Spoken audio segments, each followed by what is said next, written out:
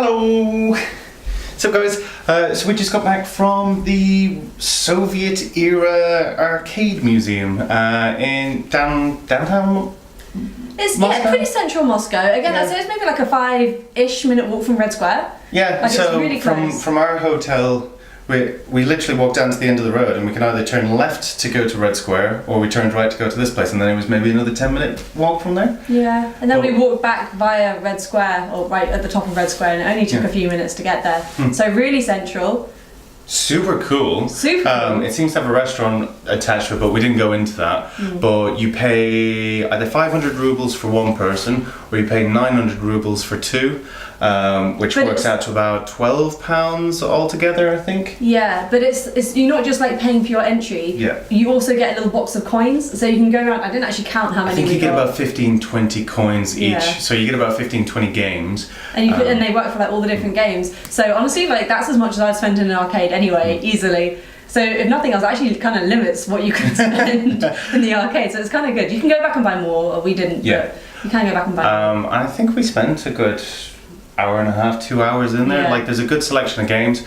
A lot of people, I've heard from other people that when they've gone, there've been a lot of the games that have been broken down. But when we went in there was maybe 2 machines with signs on them saying they were broken down, and another one that really should have had a sign on it. Yeah, I was playing it and I was like, I swear it's not meant to be jigging like that. But yeah, it was super cool. Like we couldn't understand anything because we don't speak Russian, but you get all these old school Soviet coins from way back in the day, and they all say like 1983 on them or 1970s on it, and you just insert those into the games. You get to play them. There were a wide range of multiplayer games, which is super cool. I had the best game in my opinion, because I won, is the basketball game, and it's like a little mini dome with little like air pockety things underneath. Springs in like very different numbers. So you have all the different number buttons on your side, and you have to try and press the number that the ball's in to make the ball fire into your opponent's hoop. Net. It's just like basketball. Just like basketball, essentially, and I won every single game.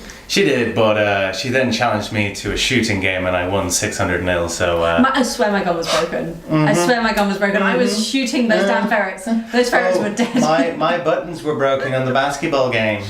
It was a really good place to go. Really good fun. And a bit different because it is a museum, because they're all ancient machines that they're being taken care of and looked after, and there's like loads of Russian people in there as well. I think it's just a bit of taste of childhood for lots of people as well, and it's again so close to Red Square. So if you've been doing like all morning going around like a lot of history, which there's tons of in Moscow, stunning ancient city, but sometimes for a bit of a change of pace, I think it's really good value. Yeah, get in there, shoot some hoops, shoot some glow-in-the-dark things or some animals or the targets or whatever. You can even play the sub-games where you put your face on the mask and you go...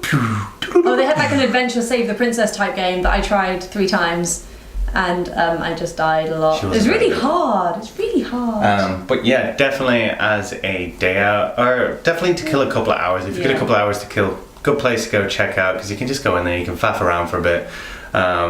They all seem to speak English, which was really useful for us. But if not, I mean, just like that way.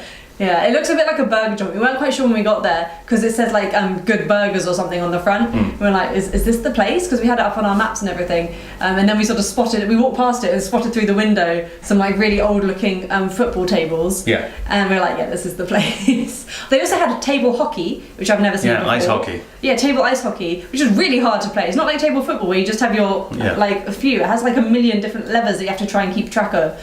Yeah, that was a tough game. We drew on that one because neither of us could quite get the hang of it. But yeah, guys, definitely get yourselves down there if you come to Moscow. That would probably be my favourite attraction. Like Red Square and the Kremlin and all that are really cool, but they're very touristy. This scene was extremely quiet. There were loads of like Russian families in there, or what looked like couples on dates.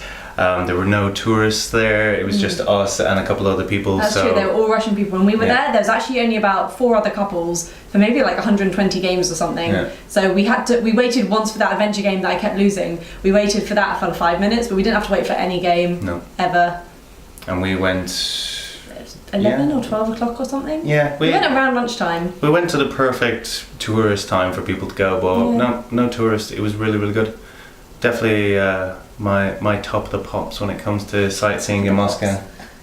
Okay. You know, references. Boop, boop, boop, boop. References, very old references. Didn't they restart Top of the Pops? Yes, they recently. Oh. Okay, anyways, off that tangent, we'll talk to you soon, guys, alright? Bye.